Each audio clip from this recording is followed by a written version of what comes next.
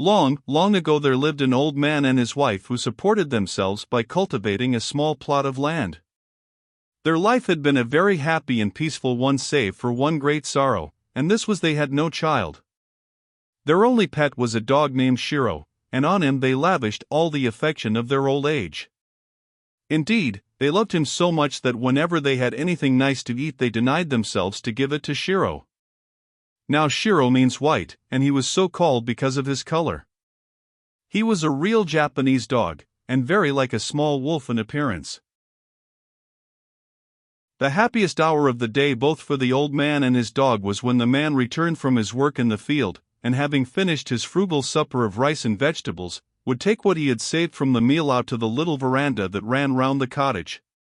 Sure enough, Shiro was waiting for his master and the evening titbit. Then the old man said chin, chin, and Shiro sat up and begged, and his master gave him the food. Next door to this good old couple there lived another old man and his wife who were both wicked and cruel, and who hated their good neighbors and the dog Shiro with all their might. Whenever Shiro happened to look into their kitchen they at once kicked him or threw something at him, sometimes even wounding him. One day Shiro was heard barking for a long time in the field at the back of his master's house. The old man, thinking that perhaps some birds were attacking the corn, hurried out to see what was the matter. As soon as Shiro saw his master he ran to meet him, wagging his tail, and, seizing the end of his kimono, dragged him under a large yenoki tree. Here he began to dig very industriously with his paws, yelping with joy all the time. The old man, unable to understand what it all meant, stood looking on in bewilderment. But Shiro went on barking and digging with all his might. The thought that something might be hidden beneath the tree, and that the dog had scented it, at last struck the old man. He ran back to the house, fetched his spade and began to dig the ground at that spot. What was his astonishment when, after digging for some time, he came upon a heap of old and valuable coins, and the deeper he dug the more gold coins did he find. So intent was the old man on his work that he never saw the cross face of his neighbor peering at him through the bamboo hedge. At last all the gold coins lay shining on the ground. Shiro sat by erect with pride and looking fondly at his master as if to say, "You see, though only a dog, I can make some return for all the kindness you show me." The old man ran in to call his wife, and together they carried home the treasure. Thus in one day the poor old man became rich. His gratitude to the faithful dog knew no bounds, and he loved and petted him more than ever, if that were possible. The cross old neighbor, attracted by Shiro's barking, had been an unseen and envious witness of the finding of the treasure. He began to think that he, too, would like to find a fortune. So a few days later he called at the old man's house and very ceremoniously asked permission to borrow Shiro for a short time. Shiro's master thought this a strange request, because he knew quite well that not only did his neighbor not love his pet dog, but that he never lost an opportunity of striking and tormenting him whenever the dog crossed his path. But the good old man was too kind-hearted to refuse his neighbor, so he consented to lend the dog on condition that he should be taken great care of. The wicked old man returned to his home with an evil smile on his face, and told his wife how he had succeeded in his crafty intentions. He then took his spade and hastened to his own field, forcing the unwilling Shiro to follow him. As soon as he reached a yenoki tree, he said to the dog, threateningly, "If there were gold coins under your master's tree, there must also be gold coins under my tree. You must find them for me. Where are they? Where? Where?" And catching hold of Shiro's neck he held the dog's head to the ground, so that Shiro began to scratch and dig in order to free himself from the horrid old man's grasp. The old man was very pleased when he saw the dog begin to scratch and dig, for he at once supposed that some gold coins lay buried under his tree as well as under his neighbor's, and that the dog had scented them as before, so pushing Shiro away he began to dig himself, but there was nothing to be found. As he went on digging a foul smell was noticeable, and he at last came upon a refuse heap. The old man's disgust can be imagined. This soon gave way to anger. He had seen his neighbor's good fortune, and hoping for the same luck himself, he had borrowed the dog Shiro, and now, just as he seemed on the point of finding what he sought, only a horrid-smelling refuse heap had rewarded him for a morning's digging. Instead of blaming his own greed for his disappointment, he blamed the poor dog. He seized his spade, and with all his strength struck Shiro and killed him on the spot. He then threw the dog's body into the hole which he had dug in the hope of finding a treasure of gold coins, and covered it over with the earth. Then he returned to the house, telling no one, not even his wife, what he had done. After waiting several days, as the dog Shiro did not return, his master began to grow anxious. Day after day went by and the good old man waited in vain. Then he went to his neighbor and asked him to give him back his dog. Without any shame or hesitation, the wicked neighbor answered that he had killed Shiro because of his bad behavior. At this dreadful news, Shiro's master wept many sad and bitter tears. Great indeed was his woeful surprise, but he was too good and gentle to reproach his bad neighbor. Learning that Shiro was buried under the enoki tree in the field, he asked the old man to give him the tree, in remembrance of his poor dog Shiro. Even the cross old neighbor could not refuse such a simple request, so he consented to give the old man the tree under which Shiro lay buried. Shiro's master then cut the tree down and carried it home. Out of the trunk he made a mortar. In this his wife put some rice, and he began to pound it with the intention of making a festival to the memory of his dog Shiro. A strange thing happened. His wife put the rice into the mortar, and no sooner had he begun to pound it to make the cakes, than it began to increase in quantity gradually till it was about 5 times the original amount, and the cakes were turned out of the mortar as if an invisible hand were at work. When the old man and his wife saw this, they understood that it was a reward to them from Shiro for their faithful love to him. They tasted the cakes and found them nicer than any other food. So from this time they never troubled about food, for they lived upon the cakes with which the mortar never ceased to supply them. The greedy neighbor, hearing of this new piece of good luck, was filled with envy as before, and called on the old man and asked leave to borrow the wonderful mortar for a short time, pretending that he, too, sorrowed for the death of Shiro, and wished to make cakes for a festival to the dog's memory. The old man did not in the least wish to lend it to his cruel neighbor, but he was too kind to refuse.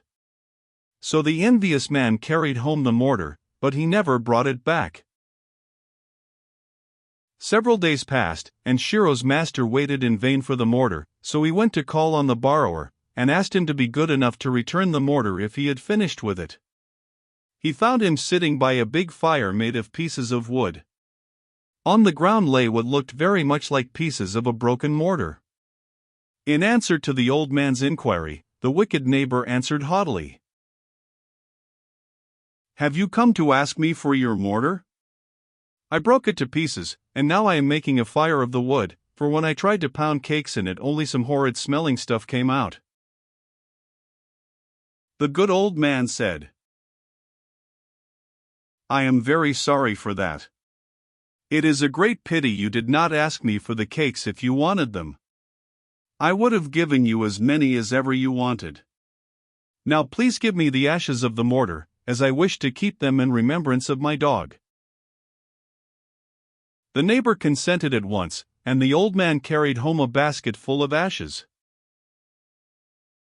Not long after this, the old man accidentally scattered some of the ashes made by the burning of the mortar on the trees of his garden. A wonderful thing happened. It was late in autumn and all the trees had shed their leaves, but no sooner did the ashes touch their branches than the cherry trees, the plum trees, and all other blossoming shrubs burst into bloom, so that the old man's garden was suddenly transformed into a beautiful picture of spring. The old man's delight knew no bounds, and he carefully preserved the remaining ashes. The story of the old man's garden spread far and wide, and people from far and near came to see the wonderful sight. One day, soon after this, the old man heard someone knocking at his door, and going to the porch to see who it was, he was surprised to see a knight standing there. This knight told him that he was a retainer of a great daimyo, earl, that one of the favorite cherry trees in this nobleman's garden had withered, and that though everyone in his service had tried all manner of means to revive it, none took effect.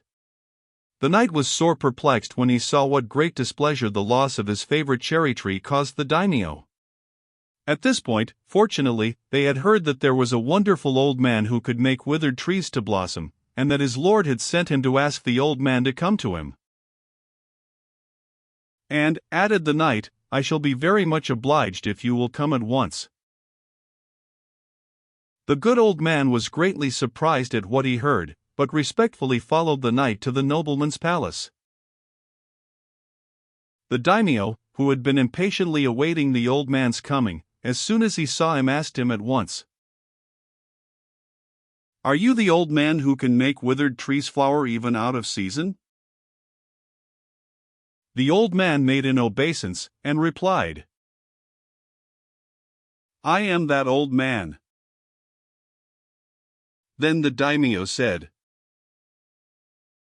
"You must make that dead cherry tree in my garden blossom again by means of your famous ashes. I shall look on."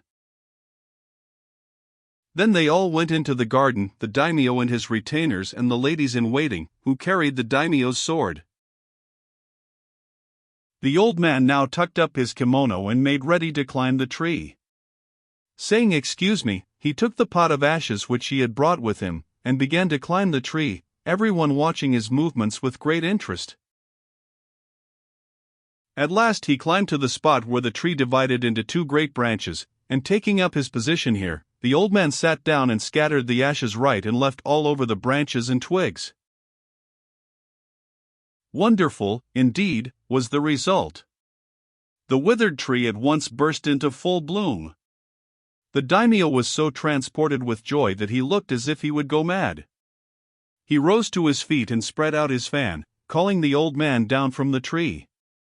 He himself gave the old man a wine cup filled with the best sake, and rewarded him with much silver and gold and many other precious things. The daimyo ordered that henceforth the old man should call himself by the name of Hanasakajiji, or the old man who makes the trees to blossom, and that henceforth all were to recognize him by this name, and he sent him home with great honor. The wicked neighbor, as before, heard of the good old man's fortune, and of all that had so auspiciously befallen him, and he could not suppress all the envy and jealousy that filled his heart. He called to mind how he had failed in his attempt to find the gold coins, and then in making the magic cakes. This time surely he must succeed if he imitated the old man, who made withered trees to flower simply by sprinkling ashes on them. This would be the simplest task of all. So he set to work and gathered together all the ashes which remained in the fireplace from the burning of the wonderful mortar. Then he set out in the hope of finding some great man to employ him, calling out loudly as he went along, "Here comes the wonderful man who can make withered trees blossom. Here comes the old man who can make dead trees blossom." The daimyo in his palace heard this cry, and said, "That must be the Hanasakajiji passing. I have nothing to do today. Let him try his art again, it will amuse me to look on." So the retainers went out and brought in the impostor before their lord. The satisfaction of false old man can now be imagined. But the daimyo, looking at him, thought it strange that he was not at all like the old man he had seen before, so he asked him, "Are you the man whom I named Hanasakajiji?"